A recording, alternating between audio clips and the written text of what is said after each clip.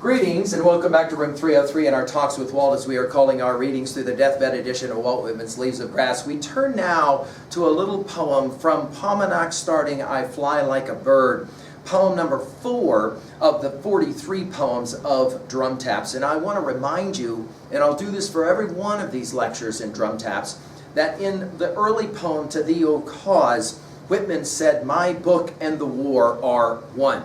You can't get really away from the war, the great Civil War, if you're going to talk about Whitman's project at all. Now, our assumptions are that you've been following our stuff at LearnStrong.net down that left-hand side, Talks with Walt. And we were working together from the very beginning with inscriptions. And in fact, we're going to remind you that we did a little poem called Starting from Paumanok that had 19 sections to it. And you're going to see some of the resonances here in that regards in this poem. We have given a set of introductory comments for Drum Taps that I hope that you've already seen.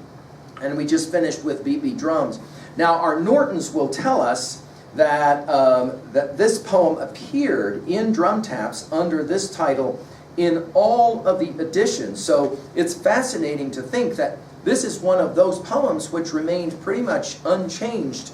And so for that reason, we're going to pay attention to it, if for no other reason. Now, just to remind, Paumanok is the Native American term for Long Island. And of course, this was the birthplace of Whitman. And as well, as we have seen several times already in Leaves of Grass, we're going to be playing around with this idea of singing. Only we're going to start with the idea of flight and move to singing.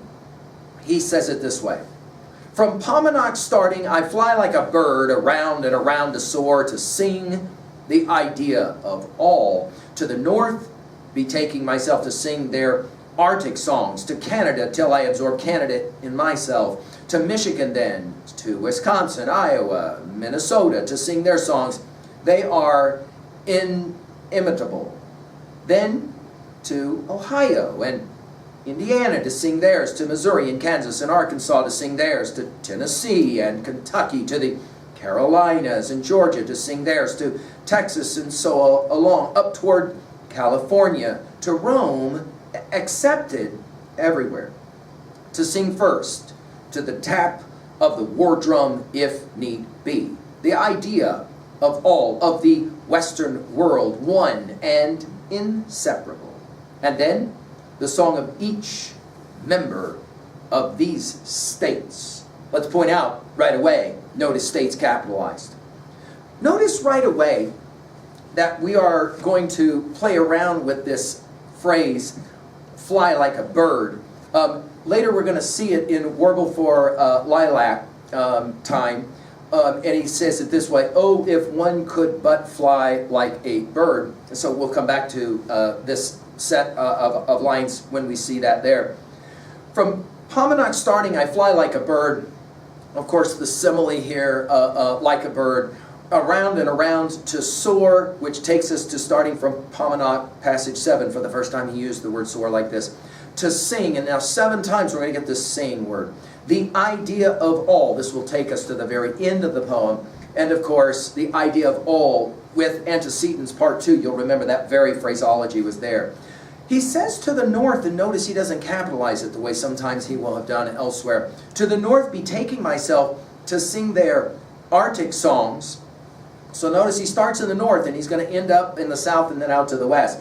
And then using, of course, the spelling of Canada as on journeys through the states. We've already talked about this earlier in the inscriptions poem. To Canada till I absorb Canada in myself. Again, the use of the word myself is always central to our reading of Leaves of Grass. And then we're going to get 16 states, if you count the Carolinas as 2. We're going to get 16 states that are mentioned. Notice first it's going to be Michigan, Wisconsin, Iowa, Minnesota. He's going to say he wants to sing their songs. And then he says this really interesting word that will get as well used one other time in Folded Out of the Folds, this inimitable word, which of course means transcendent, right? Unbelievably good.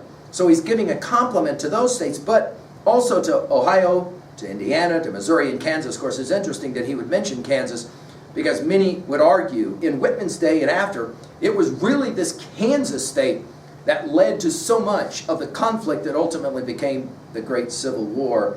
Arkansas to sing theirs, to Tennessee and Kentucky, of course to the Carolinas, we could count them as 2. Georgia to sing theirs. to Texas, and so along up toward California, you can kind of see geographically where he's headed, to Rome, accepted everywhere. Now this idea of roaming, we've seen this idea already in Leaves of Grass, and this idea of inclusivity, to be accepted. And I think in some ways, this is Whitman's project all the way through his life and Leaves of Grass. He wants to be the great educator who is accepted by all. In other words, he accepts all, he wants to be accepted by all, everywhere.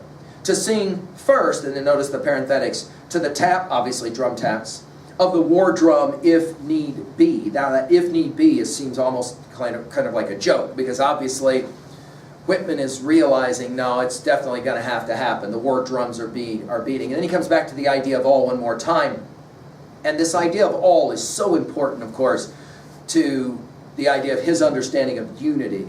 The idea of all, of the, notice capitalized, Western world, one and inseparable.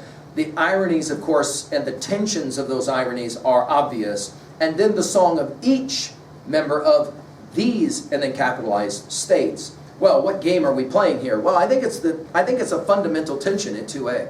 Whitman is acutely aware, and this is one of the reasons we have to read these poems today. He's acutely aware that America is always going to be dancing between two dichotomies, between two extremes, between two, again, he was very influenced by Hegel, between a thesis and an antithesis. That is to say, on the one hand, we've always got our individual selves, and on the other hand, we've always got the collective. And somehow or another, in all of that diversity, we're going to be unified in some remarkable way. And Whitman, of course, will argue that that is what democracy is, if and only if we're emphasizing things like, as he said in earlier poems and By the Roadside, justice and equality and those kinds of ideas that are so central to reading Leaves of Grass. At 2B, the rhetoric level, again, notice the repetition of the word sing 7 times in the 16 states that will move from the north to the south and then out finally to the west. At 3A, there's so many titles we could obviously compare this idea to, but I just want to throw out again John Stuart Mill's On Liberty.